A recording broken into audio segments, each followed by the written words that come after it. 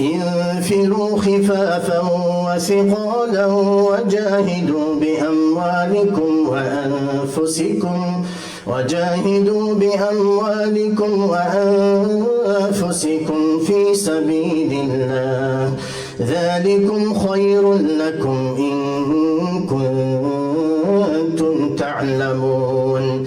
لو كان عرضا قريبا وسفرا قاصدا لاتبعوك ولكن بعدت عليهم الشقة وسيحلفون بالله لو استطعنا لخرجنا معكم يهلكون أنفسهم والله يعلم إنهم لكاذبون.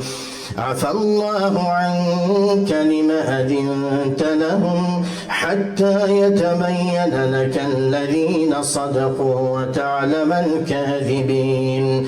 لا يستأذنك الذين يؤمنون بالله واليوم الآخر أن يجاهدوا بأموالهم وأنفسهم والله عليم بالمتقين. إنما يستأذنك الذين لا يؤمنون بالله واليوم الآخر وارتابت قلوبهم فهم في ريبهم يترددون. ولو أرادوا الخروج لأعدوا له عدة ولكن كره الله بعاثهم فثبطهم وقيل اقعدوا مع القاعدين. لو خرجوا فيكم ما زادوكم إلا خبالا ولأوضعوا خلالكم يبغونكم الفتنة وفيكم سماعون لهم والله عليم بالظالمين.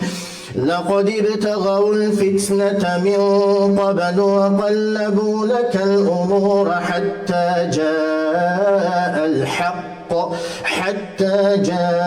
الحق وظهر أمر الله وهم كارهون. ومنهم من يقول ائذن لي ولا تفتني ألا في الفتنة سقطوا وإن جهنم لمحيطة بالكافرين. إن تصبك حسنة تسؤهم وإن تصبك مصيبة يقولوا قد أخذنا أمرنا من قبل ويتولوا وهم فرحون. قل لن يصيبنا إلا ما كتب الله لنا هو مولانا وعلى الله فليتوكل المؤمنون. قل هل تربصون بنا إلا إحدى الحسنيين ونحن نتربص بكم أن يصيبكم الله بعذاب من عنده أو بأيدينا فتربصوا إنا معكم متربصون. قل أنفقوا طوعا أو كرها لن يتقبل منكم إنكم كنتم قوما فاسقين. وما منعهم أن تقبل منهم نفقاتهم إلا أنهم كفروا بالله وبرسوله ولا يأتون الصلاة إلا وهم كسالى ولا ينفقون إلا وهم كارهون. فلا تعجبك أموالهم ولا أولادهم إنما يريد الله ليعذبهم بها في الحياة الدنيا وتزهق أنفسهم وهم كافرون. ويحلفون بالله إنهم لمنكم وما هم منكم ولكنهم قوم يفرقون.